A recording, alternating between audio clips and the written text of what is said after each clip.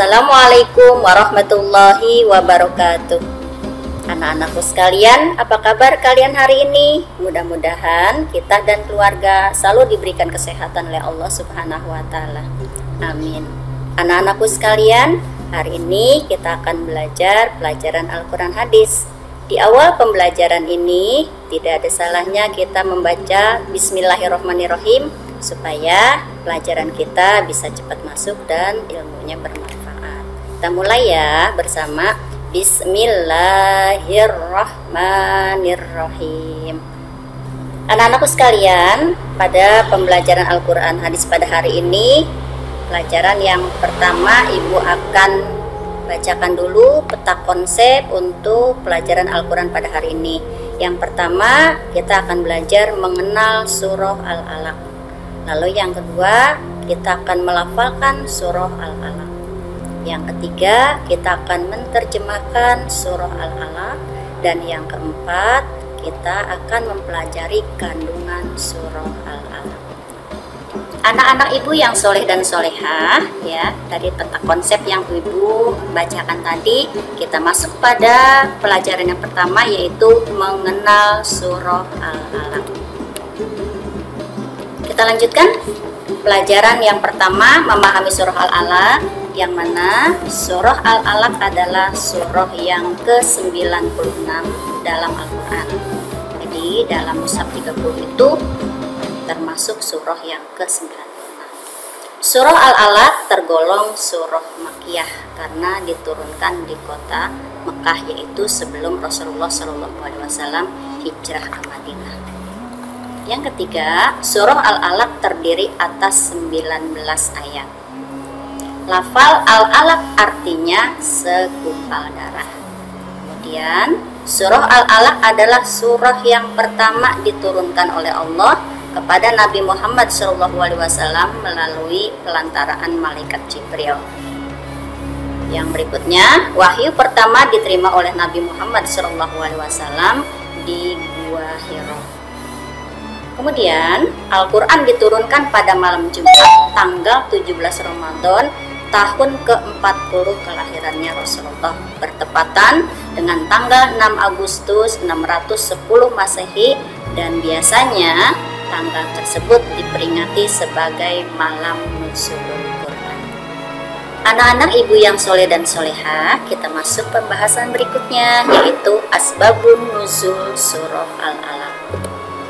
Permulaan wahyu Rasulullah, yaitu beliau pernah bermimpi. Saat beliau bermimpi, suasana sangat ramai. Lalu beliau memutuskan untuk pergi berhalwat ke Gua Hira. Berhalwat itu artinya, kalau mungkin sekarang adalah kayak bersemedi, ya, kurang lebih seperti ini. Beliau lakukan beberapa hari, dan istri beliau Khadijah selalu menyediakan bekal untuk Rasulullah selama Rasulullah berada di Gua Hira.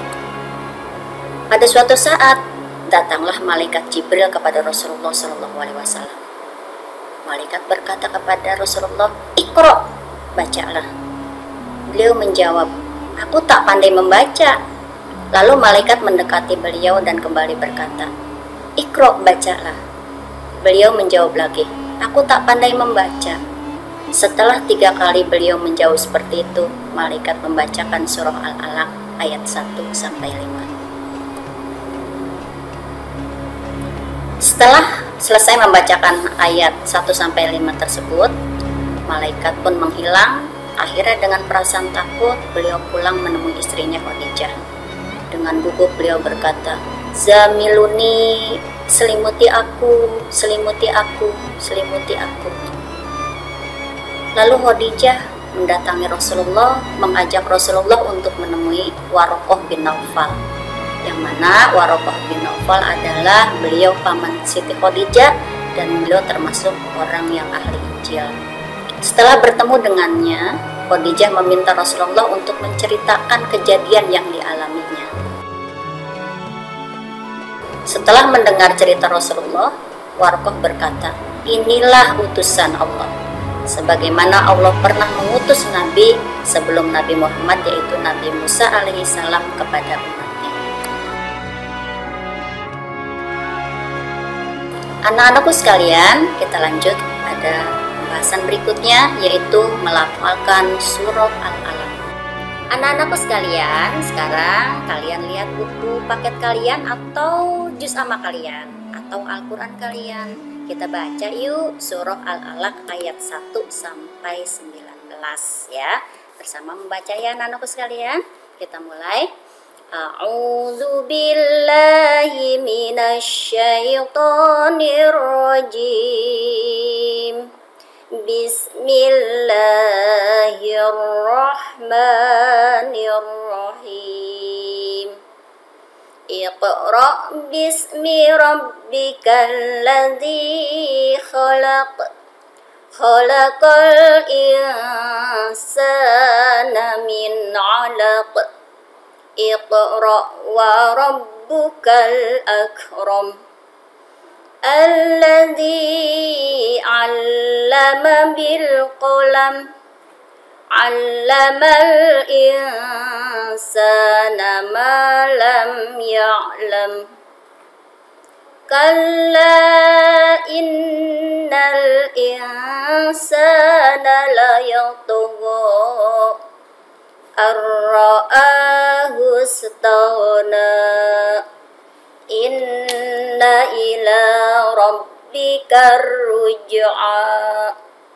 Ara'aital ladzi yanha 'abdan idza shalla. Ara'aita in kana 'alal huda aw amara bittaqwa. Ara'aita in kadzdzaba wa tawalla. Alam ya'lam bi anna Allaha yara. Kalla la illam yantahi lanasfa'an bin nasiyah. Nasiyatin kadzibatin khati'ah. Falyad'u nadiyah. Sanad'u zabaniyah. Kalla la tuti'hu wasjud waqtarib. Sadaqallahul azim. Alhamdulillah kalian tadi sudah membacakan bersama ibu surah Al-Alaq ayat 1 sampai 19. Suaranya bagus-bagus, merdu-merdu ya. Mudah-mudahan kita rajin semuanya membaca Al-Quran, bukan cuma surah Al-Alaq saja. Anak-anak ibu yang berbahagia, untuk berikutnya adalah kita belajar menerjemahkan yuk surah Al-Alaq ayat 1 sampai 19. Silahkan buka bukunya lagi ya pada halaman 10 ya. Anak-anak sekalian, kita masuk yang pertama yaitu ayat 1. Artinya adalah bacalah dengan menyebut nama Tuhanmu yang menciptakan. Ayat 2-nya, Dia telah menciptakan manusia dari segumpal darah. Ayat 3, bacalah dan Tuhanmu lah yang maha mulia. Ayat 4-nya, yang mengajar manusia dengan pena.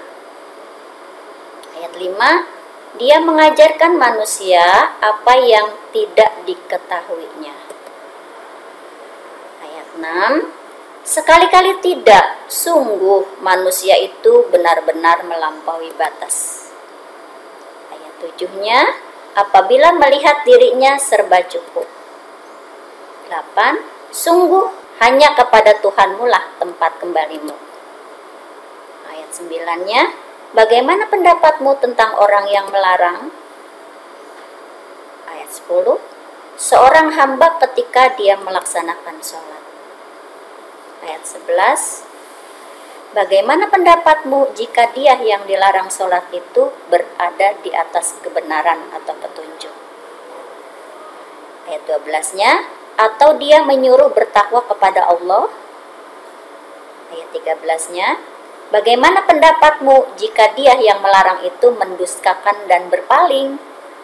Ayat 14-nya, tidakkah dia mengetahui bahwa sesungguhnya Allah melihat segala perbuatannya? Ayat 15, Sekali-kali tidak, sungguh jika dia tidak berhenti berbuat demikian, niscaya kami tarik ubun-ubunnya ke dalam neraka. Ayat 16-nya, yaitu ubun-ubun orang yang mendustakan dan durhaka. Ayat 17-nya, maka biarlah dia memanggil golongannya untuk menolongnya. Ayat 18, kelak kami akan memanggil malaikat Zabaniyah atau penyiksa orang-orang yang berdosa. Ayat 19-nya, sekali-kali tidak, janganlah kamu patuh kepadanya, dan sujudlah serta dekatkanlah dirimu kepada Allah. Demikianlah ayat 1-19 artinya. Mudah-mudahan kalian bisa menerjemahkan dari ayat per ayatnya. Oke, baik, setelahnya menerjemahkan sudah, membaca sudah ya. Kemudian kalian juga tahu asbabun nuzulnya. Kita lanjutkan kepada kandungan surah Al-Alaq ya. Ibu akan ringkas dari ayat 1 sampai ayat 19 yang pokok-pokok saja di dalam kandungan surah Al-Alaq. Kandungan surah Al-Alaq yang pertama adalah perintah membaca. Ya, jangan kalian lupa, seringlah selalu membaca. Adapun objek bacaannya adalah ayat-ayat kauliyah. Apa ayat-ayat kauliyah itu? Ayat-ayat yang tertulis di dalam Al-Quran. Kemudian ada ayat-ayat kauliyah, yaitu ayat-ayat tentang penciptaan alam semesta. Lalu yang kedua, isi kandungan surah Al-Alaq adalah bahwa manusia harus menyadari bahwa asal-usul diciptakannya manusia itu dari segumpal darah. Oleh karena itu, manusia tidak patut menyombongkan diri. Lalu yang ketiga, kandungan surah Al-Alaq adalah manusia diperintahkan untuk selalu ingat kepada Allah Subhanahu wa taala. Salah satu tanda ingat kita adalah dengan cara beribadah kepada Allah Subhanahu wa taala. Lalu yang keempat, kandungan surah Al-Alaq, di situ dijelaskan tentang ancaman untuk orang-orang kafir yang menghalangi kaum muslimin untuk menjalankan perintahnya. Sekian dan terima kasih. Mudah-mudahan Allah selalu memberikan kita kesehatan sehingga walaupun belajarnya di rumah tetap harus semangat ya. Allah memberikan kesehatan kepada kita. Kita harus jaga kesehatan sebaik mungkin. Jangan sampai lupa tugas kalian adalah sebagai pelajar adalah untuk belajar. Jangan pernah bosan untuk belajar. Jangan pernah bosan untuk membaca ya. Jangan ditunda-tunda. Apapun yang diberikan oleh gurumu, kalau bisa saat ini dikerjakan, silahkan kerjakan sebaik mungkin. Dari saya cukupkan. Mohon maaf atas segala kekurangan.